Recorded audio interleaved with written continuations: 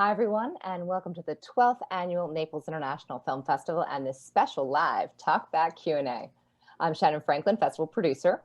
We want to thank our TalkBack Q&A sponsors, Saran and Stan Kraushaar.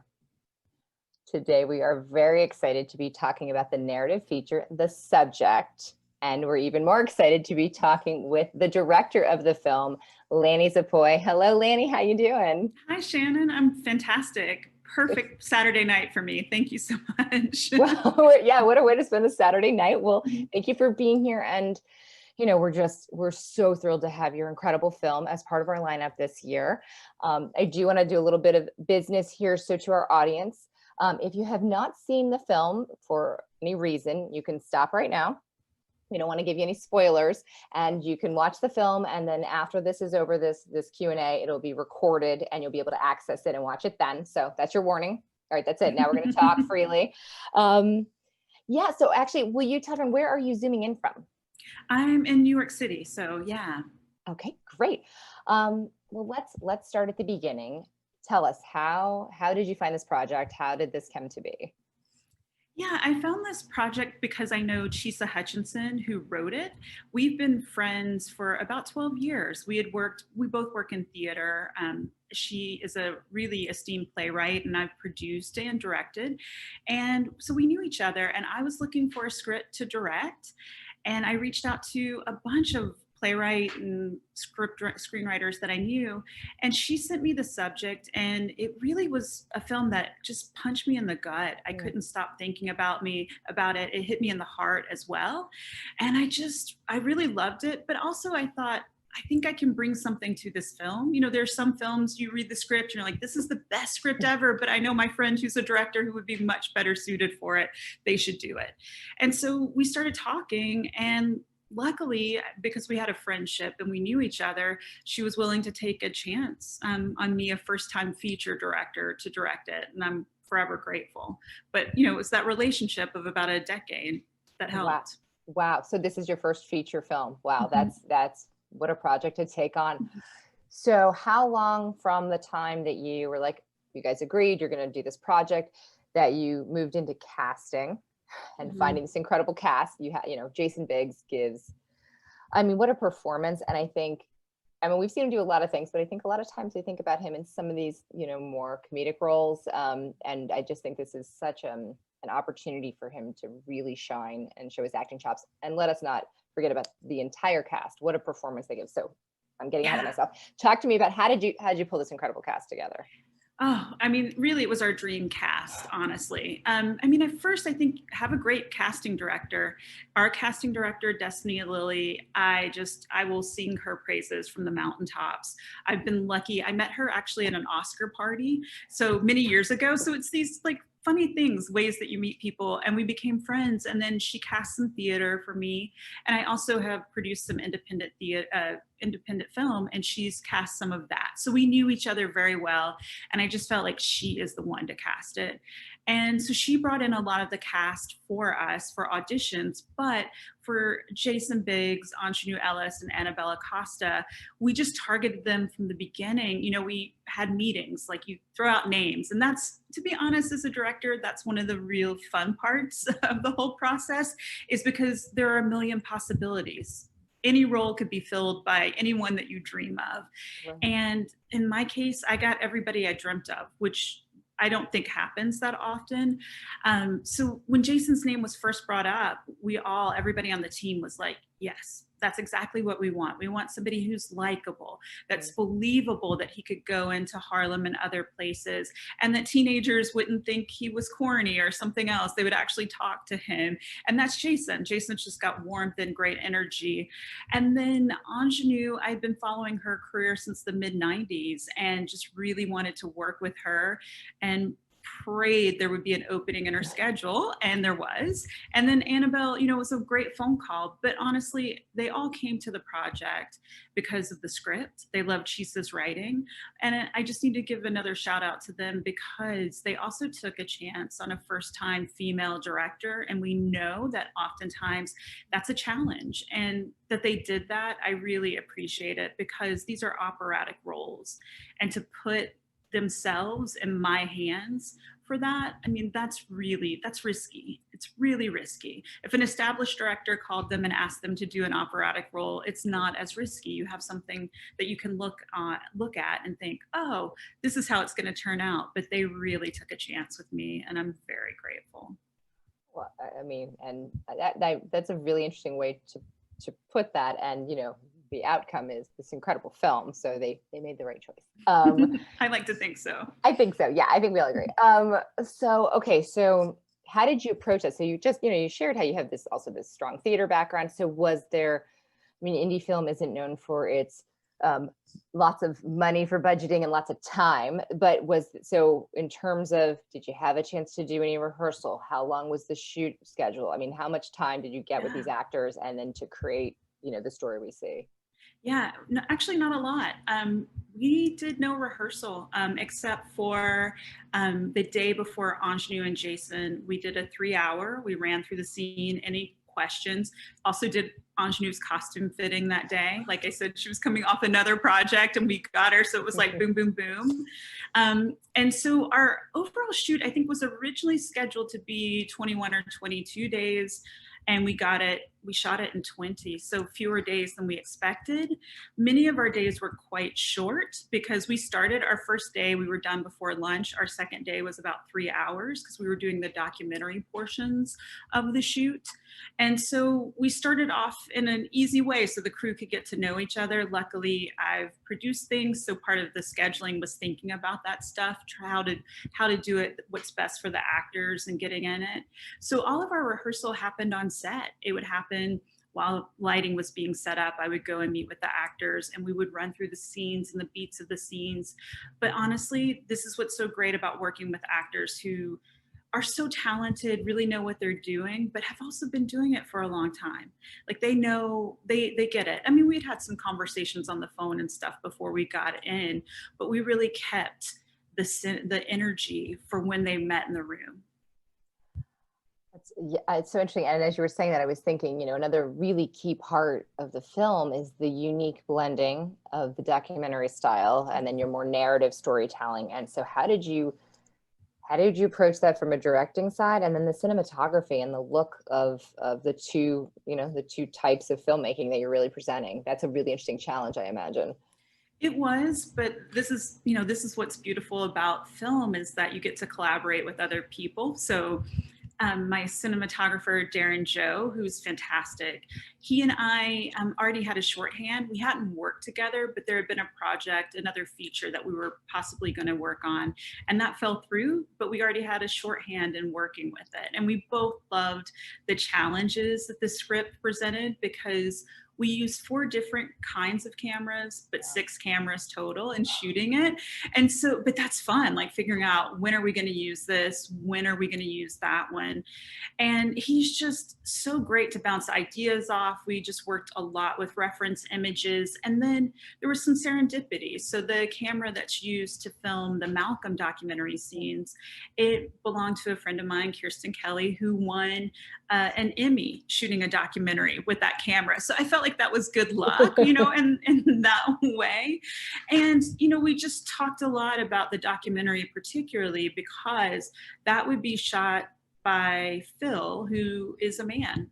And I wouldn't shoot it the same way. So it was really like, not like what would Lanie shoot in this moment, but what would Phil shoot and how would Phil capture? And that's really fun. That's doing the interrogation of the character and the work. And so that's what we were thinking about all the time. And, you know, because I think the film hopefully makes you think what lens is used to tell a story and in what way and what perspective. And that's what we hoped to get across in that.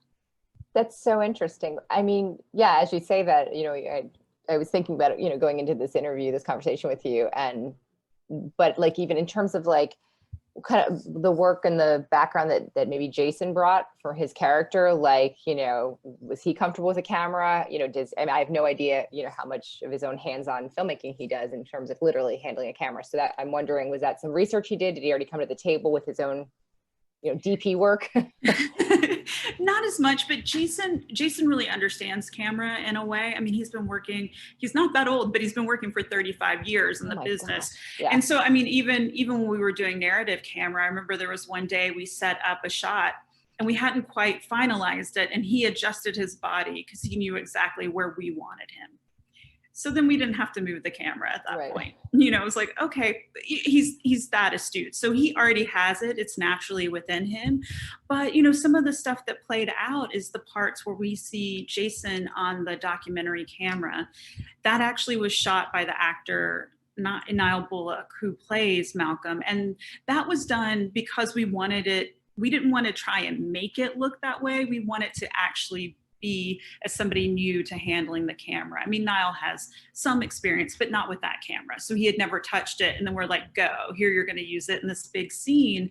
And we also shot that scene with the narrative camera so that we would have it in both ways. But in the edit, it just became clear that it was so much more powerful if we're looking at Phil through Malcolm's eyes in that moment. Like that's what really the storytelling deserves.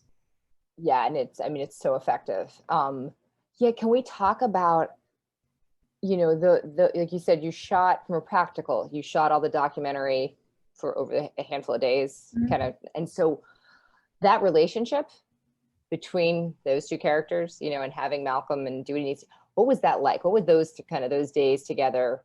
I imagine this is some really intense. You've got both sides, right? The gamut of that experience. So can you talk a little bit about that? Because that is one of the most significant, moments in the film happen inside of that block of storytelling. So yeah. I mean, and it's the heart of the story. I mean, we started filming that part because we needed to edit the documentary so that Jason's character could watch it at a later point when we were shooting. So that was practical.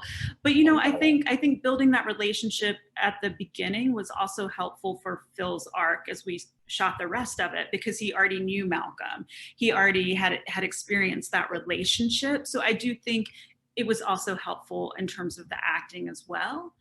But those days, the thing is that Jason is such a generous actor and just a lovely, warm, kind person, and just great. And so I think, Niall has a lot of experience. He's done major musicals. He's been on TV shows, but this was his first feature film, I believe. And he was around 18 when we were shooting. And Jason just made him really comfortable, and they bonded like immediately with the stuff. And I think Jason also just got a sense of how great Niall is as an actor and how much he would bring to Malcolm. So we started, the first shot with them was with Malcolm introducing himself that we see at the beginning of the film. And that was really fun. And Jason's there, asking questions and doing all of that. And I just think they really hit it off. And there was a trust, as if they really were Phil and Malcolm. And that was just beautiful. And it carried throughout the film, because when Jason was going back as Phil, rewatching that footage, it was very impactful. It really hit him. Yeah. And as you were saying that, I was like, right, of course, there's a practical that you need to actually shoot this to serve you. Like I know since it hadn't occurred to me, that part just didn't occur to me until you said, I was like, yeah, if you don't have that, you don't have that. But yeah. but one of the benefits, like you said, is it actually establishes a connection with them that's going to serve, the storytelling from a practical, but also relationship building. That's really interesting. So, I mean, the story is riveting. The story is difficult to watch at times. Yeah. There are some very important, and I'll say it again, difficult themes that it explores. So I guess, when exactly were you shooting this film? When did you have this film ready to go? And then now we're here at a time that this is I want to be mindful of my word choice. I don't want to say more important, but just it's a different lens right now, I feel like, and a fresh set of eyes on stories like this. Does that make sense? Yeah, it does. It does, Shannon. You know, I think what's interesting is that Chisa wrote this film over 10 years ago. So that should be the first thing. She wrote it as a play. It was originally a play, all taking place in Phil's house. That was it, with some difference in characters, etc. And so, but then somebody heard it and said, I think this could be a screenplay. And I think they even optioned it. And you know, I'm lucky that it didn't go through at that time, that I got to direct it. But, you know, I would have been happy to have this story out there with somebody else directing it too, because I think it's a really vital story. I mean, obviously we shot it before this year and before everything happened. We first had our first screening about a week after George Floyd's murder. And that, you know, obviously it was very raw to have the film come out in the world. And while we wanted people to come and see it, we also are very mindful as well of what people are going through, and processing trauma can be very difficult. And though we have tried to have a sensitive lens, like even in the violence, even in Malcolm's death, it wasn't for me like, let's show it. And it was about the emotional impact of that violence and not the violence watching it on screen. Like that was my lens into it. That's what I wanted to show. And I think that Chisa and the rest of the team was in agreement with that. But we can't deny when this film is out in the world that even though it's not a direct one-on-one with what's happening, it does tap into a lot of the issues.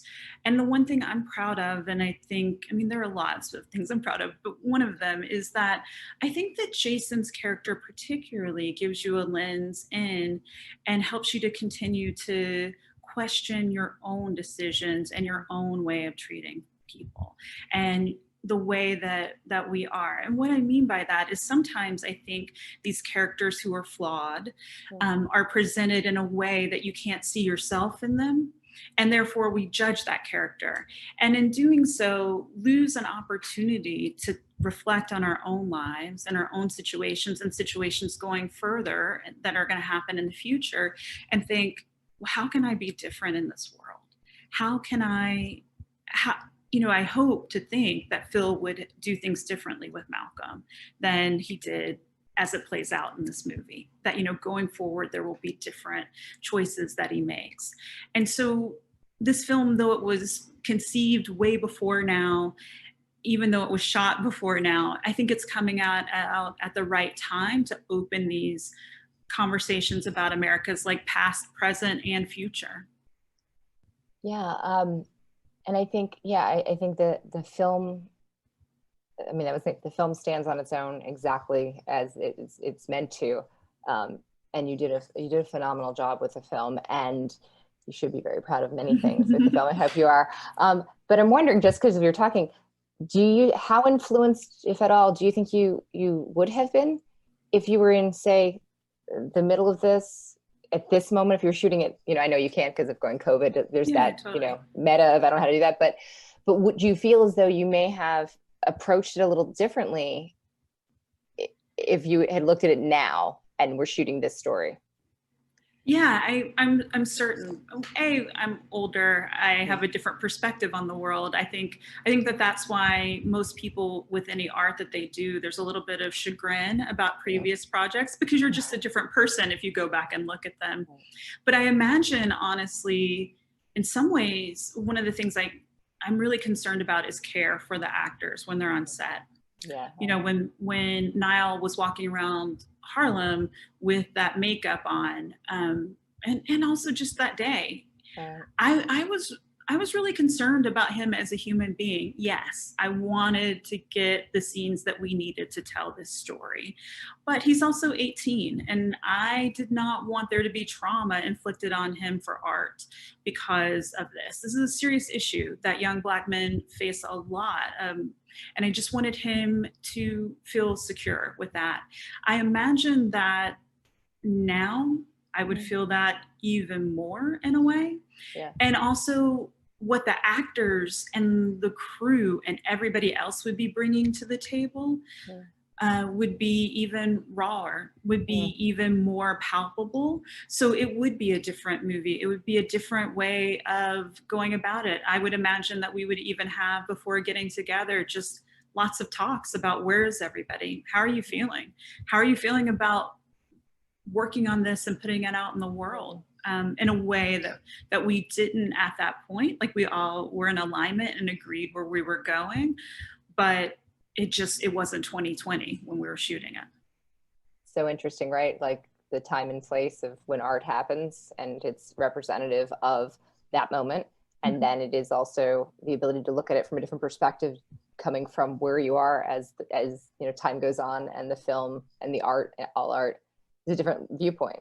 And I think you look at it and you get even more understanding. And so, yeah, I do think that was one of the things that had occurred to me watching the film, knowing that, you know, clearly it made it happen prior to this moment. So, so I know you've been starting up the festival circuit. What has the response been? How has this been going for you, to share to share your work? And you also, there's the practicals of it, this piece that we're talking about, this, you know, the subject, but also as a first-time features director, what has it been like for you to have your work out there and sharing it with audiences like ours?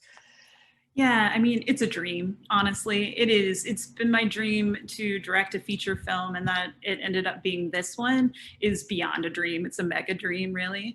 And to be in, you know, Naples International Film Festival, how wonderful. I mean, first of all, I watched other films today. I saw Drought, which everybody go and watch it. And I watched the shorts, 5.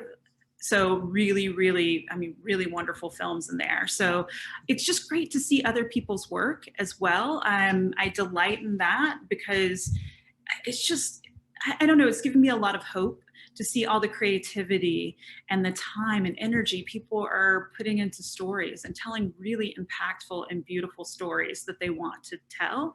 And also seeing a lot of women filmmakers, like with Drought and whatnot, like that is really, really great to see. And connecting with audiences, you know, I would love to be able to do that in a physical theater and feel that energy, because we did get to see it once in a theater, and that was, it is pretty amazing when people are talking back at the screen, or you hear every little like, especially the final scene. I thought there were so many comments and ups and downs. I was half hoping that the DCP played correctly, because that's just me as a director, and the other half was like trying to listen in on everybody. But we've still gotten great responses from people that have written us, that have DM'd us on Instagram. We will reply back, so feel free to do that. You know, and have said like how much they're still thinking about it. We've had people who watched it in one festival and said, where can I see it again? I need to see it again. I want to talk about it. And then we've had things that have been really surprising. We had one of our friends' grandparent watch it and say that realized that he didn't like hard choices, that was something that he had been struggling with. And this was really beautiful. And in sharing that, essentially changed some of the decisions he made about a family member's health decisions. And that was based on wanting to include somebody in the decisions about their life. And like, I sent that text to Chisa, and she was like, we can retire now, right? Like, that's pretty much what you hope. You hope that somebody will see the film and they see it in a different way. Or somebody said to me, and I really love this, said, where do you think we are as America? Phil opened the door. He was being harassed. He was being called out, and he opened the door. Do you think we in America can open the door? And I was like, you know, I hadn't even seen the film in those terms. Right. But what a great metaphor. Like, yeah, that's what we hope. We hope that these hard conversations and stuff, that we'll still open the door and have them. That it's not going to be easy, but that we're all going to hold this together, this space, and make a place for an equitable world where everybody is valued. Like, imagine that. That's freedom. And so getting these comments, they keep you going. I mean, as does working with the festivals and meeting the programmers and the staff like you, like that keeps us going, because you tell us that what we've done has resonance and it has value. And you value it so much that you want to share it with your stakeholders, with the people who value the work that you do year in and year out. And that's just something that honestly has really kept me going, has kept my heart beating this pandemic. You know, it's hard because, you know, you're doing this almost in this vacuum, right? In this particular world with I mean, any film, until you put it out there, there's the close. And I know it's even harder for filmmakers right now as they're sharing their work in this different way. You don't have that, as you said, immediate response of a crowd in there, but the audiences are responding, and doing things like this that I know is reaching our audience and so many audiences, and touching and moving and inspiring people, and having them think about things, as you shared, maybe that they otherwise wouldn't think about. And it may not even be a one-for-one what you expect, and that is what I think is so powerful about film as an art form, and the way that you can reach people. So I want you to know that your work is out there, and it's being appreciated, and we're grateful for it. And we're so grateful to have you here with us. So as we kind of wrap up, I want to ask as well, you had mentioned something that you were doing with students seeing the film. And I think that's just so, again, another way of using film as a tool to talk and to share and to grow. So what have you been doing with an additional piece to this that you're doing with your film? Yeah, that sort of landed in our laps, but it's something that we really wanted to do. I have worked with and been a volunteer for many years, working with students and tutoring and all sorts of things. So I really love education and whatnot. But it came to us that at another film festival, there was a group of high school students who were studying filmmaking, and their teacher really was interested. And I mean, they do some very scholarly work around film, wanted to bring us in. I had to read articles to go to this class to be able to talk about the film in that context. I was very happy to do that. But we ended up having a 2-hour talk back with them. 5 people from our film, a couple of actors, our costume director, who was our link, Chisa, the screenwriter, and myself. And it was just wonderful, the questions that we got asked and all of that. And, we talked not only about the themes of the film, but this film is a kind of oddball in terms of structure, and that's intentional. The idea, which some people I think really love structure, and I totally get why people do. I can love it too. But we wanted to create a film that the structure in and of itself is also a little disruptive, so you don't feel ever at home. So that when we get to the final scene, that you're like, I really don't know what's going to happen. And that to me is, if somebody says, I have no idea what was going to happen in your film, I'm like, great, that's exactly what I wanted. But we're keeping this going. So our plan is to talk to more high school and college students to talk about the ethics of documentary, talk about the ethics of filmmaking in general, talk about how to do it, how to dream up a project. And, I'm going to talk to, after, there are a number of students who are watching it at the Naples International Film Festival. They're in college, directing students. So hopefully they're watching this talk back too. And next Thursday, I get to visit class with them, and we're going to deconstruct the film, any questions that they have. But beyond that, they're going to pitch me their directing projects, and I'll give them feedback on that. And that, I'm very excited about doing that. I'm excited to hear what they've got going on, and to, to sort of interface with the next generation of filmmakers.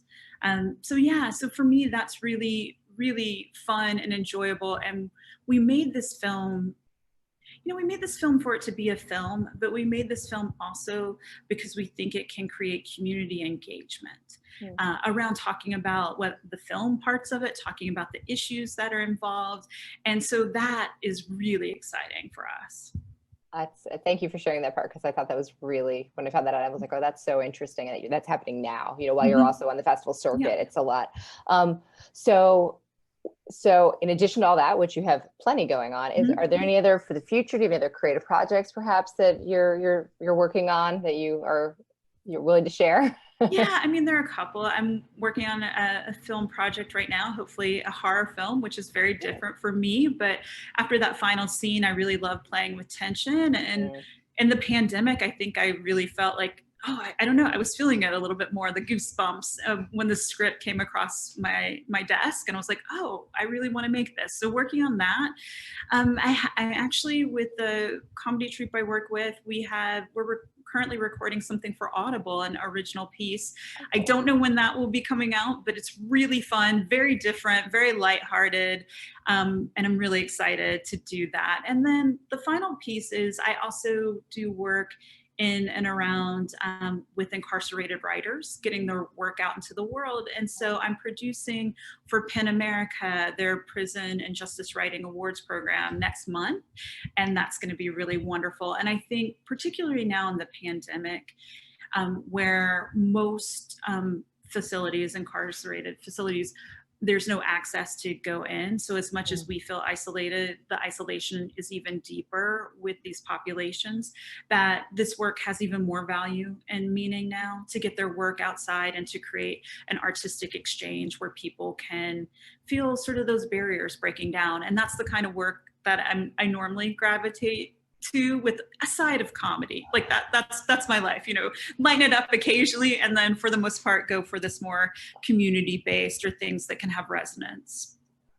Well, that is a really interesting slate of things, and we are very excited to continue, you know, to follow your work. You're part of, I always say, you're part of the NIFF family now, and so obviously you're gonna you know, keep in touch and keep us posted on not only, you know, what happens here with the subject, but also your future work as well. And again, you know, on behalf of all of us, I just want to thank you so much for bringing your film to our audience, for spending the time with us, for sharing the behind the scenes of what it takes to make a film like this. And it's just so wonderful to have you here. So thank you. Yeah, no, the thanks is to you, Shannon, and to everybody at the Naples International Film Festival, because, you know, it's so difficult to get an independent film out into the world in some way. And so to get to interface with communities like yours, film festivals like yours, means that these students are seeing it, that other people are seeing it. And it does keep us going. It means that every single dollar, hour, sweat, tear that we put into this film, because, you know, most of these projects take years to make in some way or another, that it was worth it. So thank you very much. Feelings mutual. So, all right. And of course, as always, I do want to thank our audience for their ongoing support of Artists Naples and the Naples International Film Festival. Thanks so much for joining us, and we'll see you next time.